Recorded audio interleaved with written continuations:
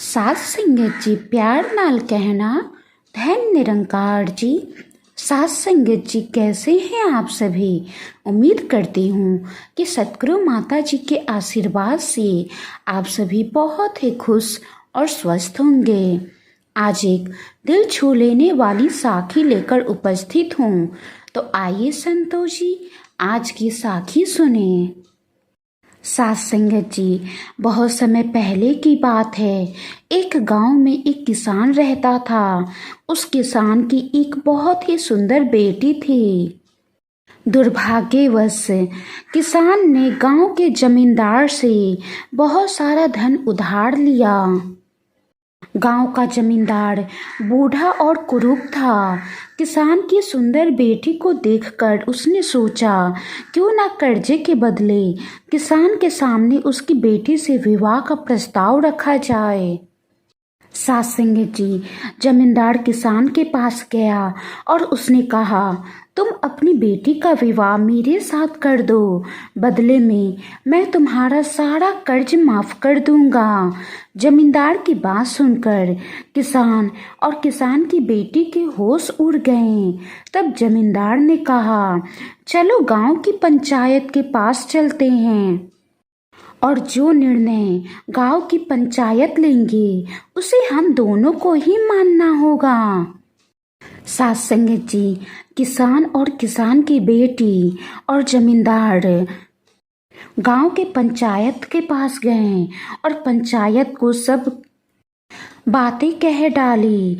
उनकी बात सुनकर पंचायत ने थोड़ा सोच विचार किया और कहा, ये मामला बड़ा उलझा हुआ है, हम इसका फैसला किस्मत पर छोड़ते हैं।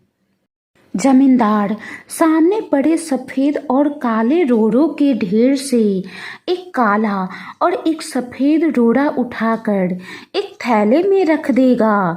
फिर लड़की बिना देखे उस थैले से एक रोड़ा उठाएगी और उस आधार पर उसके पास 3 रास्ते होंगे। पहला रास्ता, अगर वो काला रोड़ा उठाती है तो उसे जमींदार से शादी करनी पड़ेगी और उसके पिता का कर्ज माफ कर दिया जाएगा। दूसरा रास्ता, अगर वो सफ़ेद पत्थर उठाती है तो उसे जमींदार से शादी नहीं करनी पड़ेगी और उसके पिता का कर्ज भी माफ कर दिया जाएगा।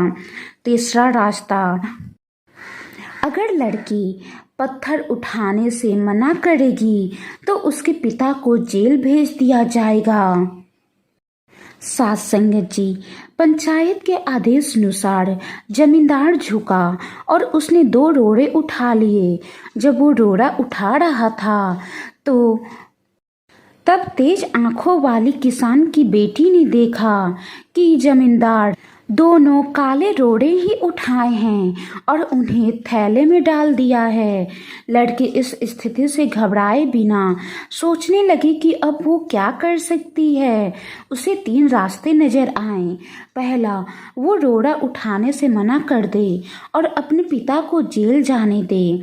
दूसरा, सबको बता दे कि जमींदार दोनों काले पत्थर उठाकर सबको धोखा दे रहा है। और तीसरा, वो चुप रहकर काला पत्थर उठा ले और अपने पिता को कर्ज से बचाने के लिए जमींदार से शादी करके अपना जीवन बलिदान कर दे। सात संगत जी, किसान की लड़की को लगा कि दूसरा तरीका सही है, पर तभी उसे एक और भी अच्छा उपाय सूझा। उसने थैले में अपना हाथ डाला और एक रोड़ा अपने हाथ में ले लिया और बिना रोड़े की तरफ देखे उसके हाथ में फिसलने का नाटक किया। उसका रोड़ा अब हजारों रोड़े के ढेर में गिर चुका था और उनमें ही कहीं खो चुका था। लड़की ने कहा, हे भगवान, मैं कितनी बेवकूफ़ हूँ, मेरे हाथ से रोड़ा कैसे छूट गया। लेकिन कोई बात नहीं, आप लोग थैले के अंदर देख लीजिए कि कौन से रंग का रोड़ा बचा है, तब आपको पता चल जाएगा कि मैंने कौन सा रोड़ा उठाया था जो मेरे हाथ से गिर गया। थैले में बचा हुआ डोरा काला था। सब लोगों ने मान लिया कि लड़के ने सफ़ेद पत्थर ही उठाया था। जमींदार के अंदर इतना साहस नहीं था कि वो अपनी चोरी मान ले। लड़की ने अपनी सोच से असंभव को संभव कर दिया। लड़की के सोच के कारण किस्मत भी किसान की बेटी के हक में था। साथ संगत जी, कहने का भाव है कि हमारे जीवन में भी कई बार ऐसी परिस्थितियां आ जाती हैं जहां सब कुछ धुंधला दिखता है। हर रास्ता नाकामयाबी की ओर जाता महसूस होता है। पर ऐसे समय में यदि हम परंपरा से हटकर सोचने का प्रयास करें तो उस लड़के की तरह अपनी मुश्किलें भी दूर कर सकते हैं। और हम सोच समझकर आगे बढ़ें तो किस्मत भी हमारा साथ देती है, वरना किस्मत के भरोसे बैठे रहने से किस्मत भी मुंह फेर लेती है। साथ संगत जी, इसीलिए किस्मत के भरोसे कभी ना बैठे और अपना कर्म करते रहें। जब हम नेक कर्म करते रहेंगे तो किस्मत को भी हमारा साथ देना ही पड़ेगा। साथ संगत जी, वाणी में कोई गलती हो गई हो तो बख्श लेना जी।